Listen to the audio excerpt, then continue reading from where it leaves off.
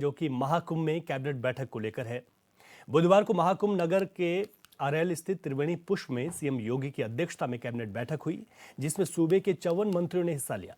बैठक में प्रदेश के विकास के लिए कई योजनाओं समेत कई अहम प्रस्तावों पर चर्चा हुई।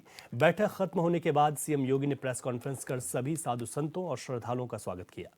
उन्होंने बताया कि प्रदेश में निवेश बढ़ाने और प्रयागराज के विकास पर विस्तार से चर्चा हुई। साथ ही सीएम ने घोषणा की कि 3 जिलों बागपत, हाथरस और कासगंज में मेडिकल कॉलेज बनाए जाएंगे, जिससे स्वास्थ्य सुविधाओं में सुधार होगा और स्थानीय युवाओं को रोजगार के अवसर मिलेंगे। प्रदेश के 3 नगर निगम प्रयागराज, आगरा और वाराणसी के बॉन्ड जारी किए जाएंगे।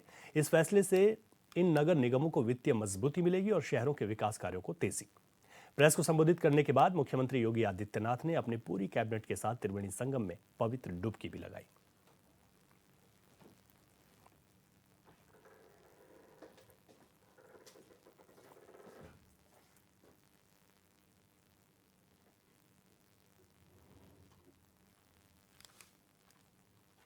व्यवस्था की गई है, तो इस पॉलिसी को यहाँ पर अब हम लोगों ने बड़े निवेश को आमंत्रित करने के लिए उसमें नए इंसेंटिव की घोषणा की है। आज इस पे चर्चा हुई है। एफडीआई के अंतर्गत और फॉर्च्यून 500 में जो निवेश प्रदेश में हुआ है, उस निवेश के अंतर्गत इंसेंटिव वितरण करने की व्यवस्था और उसको उतनी प्रतिपूर्ति शासन यूपी सीडा को कर रहा है और सीडा ने यूपी सीडा उसके माध्यम से करेगा। कुछ नए निवेश के प्रस्ताव यहां पर आए हैं, जिन्हें लेटर ऑफ इंटेंट यहां पे आज जारी हो रहे हैं। इनमें एक मिर्जापुर का है, 10,000 करोड़ रुपए से अधिक का निवेश का है, एक मुरादाबाद का है और अन्य 2 प्रस्ताव जिन पर आज यहां पर लेटर ऑफ इंटेंट के बारे में चर्चा हुई है।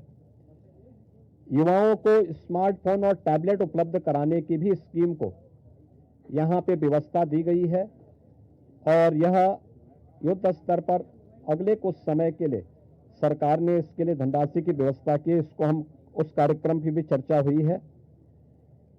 बलरामपुर में सरदार अटल बिहारी वाजपेयी जी की कर्म भूमि रही है। उन्हीं के नाम पर जो केजीएमयू का सैटेलाइट सेंटर था, उसे मेडिकल कॉलेज के रूप में स्थापित करने और मेडिकल कॉलेज में नेक्स्ट सेशन में उसको संचालित करने का निर्णय लिया गया है। इसके अलावा पीपीपी मोड पर 3 नए जनपदों में मेडिकल कॉलेज के निर्माण की कार्रवाई, जिनमें बागपत, हाथरस और कासगंज, इन 3 जनपदों में नए मेडिकल कॉलेज निर्माण की सहमति पर भी आज यहां पर सरकार ने अपना वो किया है। टाटा टेक्नोलॉजीज के साथ में मिलकर के प्रदेश के अंदर 62 आईटीआई को 5 centre of invention and incubation and training centre की स्थापना के बारे में भी एक नए प्रस्ताव को, जो एक प्रकार का हब एंड स्पोक मॉडल होगा और मॉडर्न एज कोर्सेज के साथ उत्तर प्रदेश के युवाओं को जोड़ने के लिए कार्यक्रम के साथ सहमति भी आज मंत्री परिषद ने यहाँ पर इस प्रस्ताव को भी दिया है। इसके अलावा प्रदेश के अंदर एक अभियोजन डायरेक्टरेट की घोषणा की भी व्यवस्था मंत्री परिषद ने उसको अपनी सहमति दी है और प्रयागराज, वाराणसी और आगरा, ये जो म्युनिसिपल कॉरपोरेशन है हमारे, इन 3 महत्वपूर्ण म्युनिसिपल कॉरपोरेशन में तीनों के बॉन्ड जारी होंगे। अब तक हमने लखनऊ और गाजियाबाद के बॉन्ड जारी किए थे, जिसके बहुत अच्छे रिजल्ट सामने आए हैं। यह म्युनिसिपल कॉरपोरेशन की ब्रांडिंग करने का, उसके विकास को आगे बढ़ाने का एक महत्वपूर्ण माध्यम होता है और एक नई दृष्टि मिलती है और एक पहचान मिलती है संबंधित कॉरपोरेशन को। यहाँ पर आप प्रयागराज के महत्व को आप देख रहे हैं। वैश्विक मंच पर इस समय हमारा प्रयागराज छाता हुआ दिखाई दे रहा है। जिस श्रद्धा के साथ पिछले एक सप्ताह के अंदर 9.25 करोड़ से अधिक श्रद्धालुओं ने संगम में आकर के पावन स्नान का आनंद लिया है, अनुभूति की है, वह यानी अविस्मरणीय है, अकल्पनीय है। तो प्रयागराज म्युनिसिपल कॉरपोरेशन प्रयागराज के लिए एक सुपर स्पेशलिटी हॉस्पिटल के लिए एक बॉन्ड जारी करने जा रहा है। ऐसे ही आगरा के लिए एक बॉन्ड जारी होने जा रहा है। वहां से संबंधित जो आवश्यकता है वहां का म्युनिसिपल कॉर्पोरेशन जारी करेगा। और वाराणसी काशी विश्वनाथ धाम आदरणीय प्रधानमंत्री जी की प्रेरणा से बनने के बाद काशी वैश्विक पटल पर छा रहा है, तो स्वाभाविक रूप से 3 म्युनिसिपल कॉर्पोरेशन के बॉन्ड जारी करने की कार्रवाई को भी यहां पर आज घोषणा के साथ हम लोगों ने इसको जोड़ा है। मित्रों, प्रयागराज के इस महाकुंभ को ध्यान में रख करके और प्रयागराज के साथ साथ इस पूरे क्षेत्र का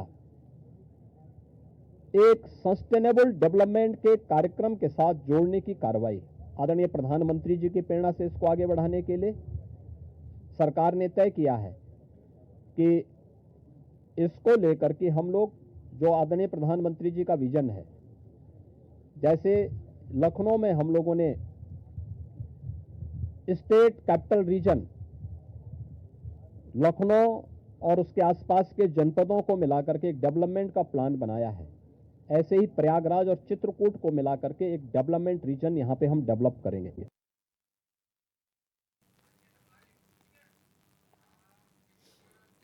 तो प्रयागराज में योगी कैबिनेट की बैठक हुई है जिसमें कई महत्वपूर्ण फैसले लिए गए। विस्तार से समझते हैं, हमारे संवाददाता राशिद आरिफ इस वक्त हमारे साथ लाइव जुड़ गए हैं।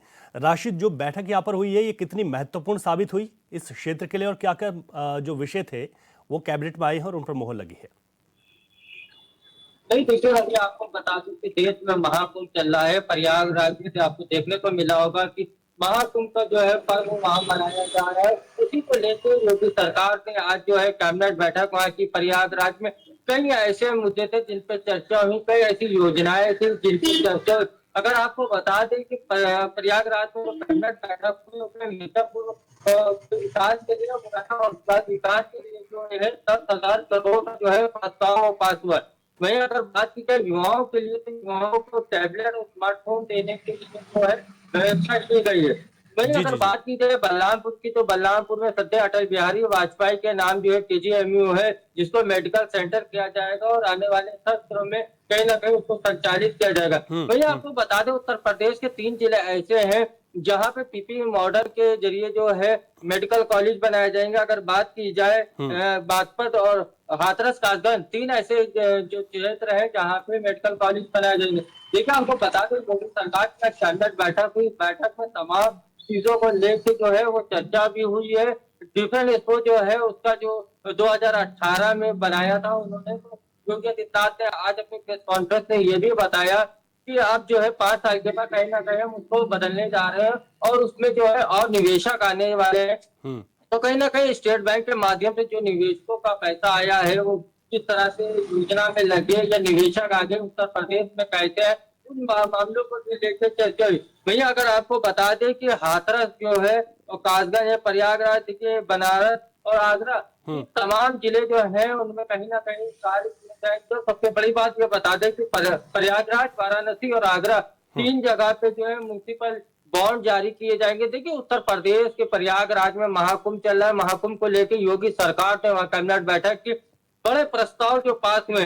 देखिए प्रयागराज के विकास के लिए जैसे आपको बता दें NCR में अलग अलग जिलों को जोड़ के जो है डेवलपमेंट बनाया गया था। वही लखनऊ में भी यही तर्ज पे जो है काम चल रहा है कि लखनऊ के आसपास जिले जैसे बाराबंकी, तमाम आसपास के जिले वो जोड़े जाएंगे। उसी को लेकर कहीं ना कहीं प्रयागराज को भी जो है विकास की राह पे ले जाने के लिए तमाम जो आसपास के जिले हैं उनको जोड़कर डेवलपमेंट किया जाएगा, ये माना जा रहा है। योगी सरकार ने देखिए आपको बता दें कि कई ऐसी चीज बताई है कि पूर्वांचल एक्सप्रेसवे भी बनेगा, कहीं ना कहीं जो प्रयागराज से जाकर पूर्वांचल में मिलेगा। तो तमाम जिलों को जो है आज आदित्यनाथ ने जो है चर्चा करने के बाद में प्रस्ताव जो थे उनको मोहर लगा दी है। जल्द ही ये काम हो जाएंगे। लेकिन आपको यह बात बता दें कि प्रयागराज में महाकुंभ जो है बहुत तरीके से हो रहा है।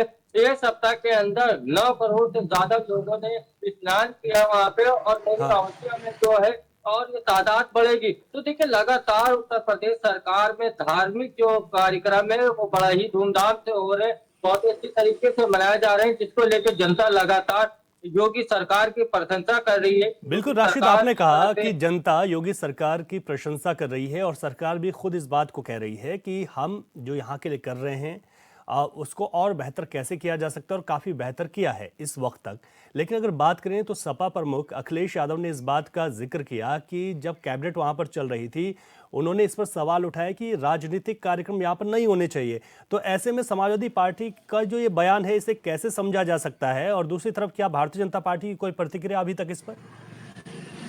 नहीं, देखिए अभी इसमें देखिए आप समझ लीजिए कि जिस तरह से महाकुंभ में कैबिनेट बैठक हुई उसको लेके कांग्रेस पार्टी के प्रवक्ता ने एक सुबह बयान जारी किया था हाँ, अंशु अवस्थी ने कि इससे पहले भी प्रयागराज में बैठक हो चुकी है। हाँ, हाँ। वहीं अखिलेश यादव ये बयान दे रहे हैं कि प्रयागराज जो है वो कहीं ना कहीं धार्मिक नगरी है, वहां पे राजनीतिक चीज नहीं होना चाहिए। एक बात आपको बता दे कि आज कुंभ जो वहां हो रहा है, कुंभ में जो बैठक हुई है तो बैठक में कैबिनेट बैठक जैसे लखनऊ में होनी थी उसको तो शिफ्ट कर दी गई है प्रयागराज में। देखिए एक बार बैठक जो है वो राम मंदिर अयोध्या में भी हुई थी, तो बैठक में प्रस्ताव पास में सारे मंत्री वहां पहुंचे, मंत्रियों ने जो है बैठक में हिस्सा लिया, उसके बाद में जो है वहां संगम में डुबकी लगाई। तो वही आपको बता दें कि कहीं ना कहीं जनता उसकी सराहना कर रही है, कहीं ना कहीं विकास मॉडल को लेके जिस तरह से वहां पे नजर भी मुख्यमंत्री योगी आदित्यनाथ बनाए हुए हैं। आपने देखा होगा कुंभ में एक छोटी सी घटना हो गई थी, जब स्टेट में आग लग गई थी तो मुख्यमंत्री खुद वहां पे पहुंचे थे, उनका निरीक्षण किया था। बिल्कुल। तो कहीं ना कहीं ये कैबिनेट बैठक वहां पे करने का मेन मकसद ये था कि सारे मंत्री जो है वो बैठक के बाद में कुंभ में स्नान करेंगे और कहीं ना कहीं एक अच्छा मैसेज जाएगा। जिस तरह से देश नहीं विदेश में भी जो मैसेज दिया गया था कि आप लोग कुंभ आइए और कुंभ का निमंत्रण दिया गया था, तो अलग अलग देशों से लोग हमारे वहां आ रहे हैं, आस्था की डुबकी लगा रहे हैं। तो उसी को लेके कहीं ना कहीं ये दर्शाया गया है कि ये सरकार जो पूरी तरह से धार्मिक कार्यक्रम में समायोजित हो गई है।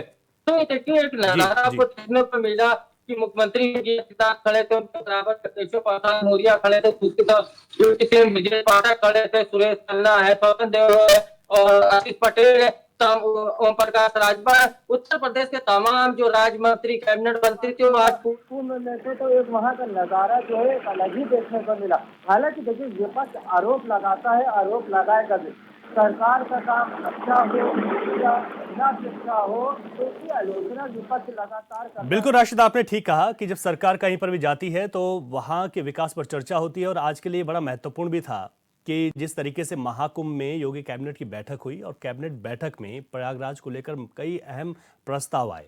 सबसे बड़ी बात यह है कि बैठक के बाद इस बात को कहा जा रहा है कि प्रयागराज में कैसे और सुविधाओं को बेहतर किया जा सकता है, प्रयागराज में साधु संतों से लेकर कुंभ मेले को लेकर या यहाँ के विकास को लेकर कैसे एक रोड मैप तैयार किया गया है, ये बड़ा महत्वपूर्ण हो जाता है।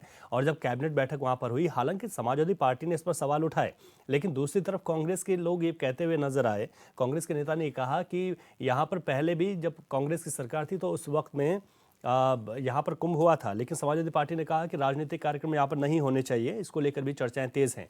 लेकिन फिलहाल जिस तरीके से महाकुंभ में कैबिनेट की बैठक हुई, योगी कैबिनेट की बैठक होना, तमाम जो मंत्रिपरिषद है उसके सदस्यों का उसमें शामिल होना और उसके बाद प्रयागराज के विकास पर चर्चा होना, ये वाकई में दर्शाता है कि यहाँ के क्षेत्र के लिए निश्चित तौर पर ये सफल साबित होगा और यहाँ के क्षेत्र का विकास होगा और ये विकास तेजी के साथ आगे बढ़ेगा।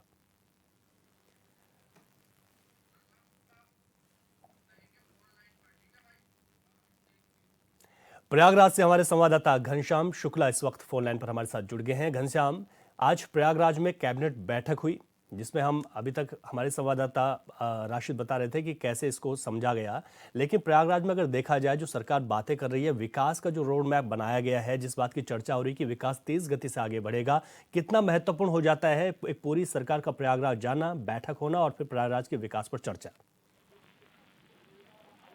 घनश्याम जरा एक बार और। तो घनश्याम से एक बार फिर से जुड़ने की कोशिश करेंगे। महाकुंभ नगरी में योगी कैबिनेट की बैठक हुई जो कि काफ़ी अहम हो जाती है, क्योंकि पूरी सरकार जब प्रयागराज गई तो यहाँ पर जिस तरीके से विस्तार से चर्चा की गई तमाम पहलुओं को लेकर और ख़ास तौर पर प्रयागराज के विकास को लेकर, तो ये अपने आप में अहम है। साधु संत और प्रयागराज जो कि एक धार्मिक क्षेत्र है, यहाँ पर कैसे विकास किया जाएगा, ये भी अपने आप में काफ़ी महत्वपूर्ण है।